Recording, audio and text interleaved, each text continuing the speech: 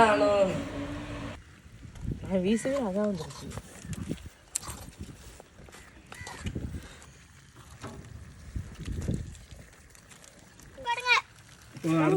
இது இந்த முடிஞ்சு பாரு ஆனா வத்திருச்சு. மாமி தாங்க அந்த டப்பா விசிறி. இங்க அந்த விசிறி எடுத்தா. விசிறி இங்க இல்ல. அது பிச்சிகாரியா எடுத்துட்டு வந்து.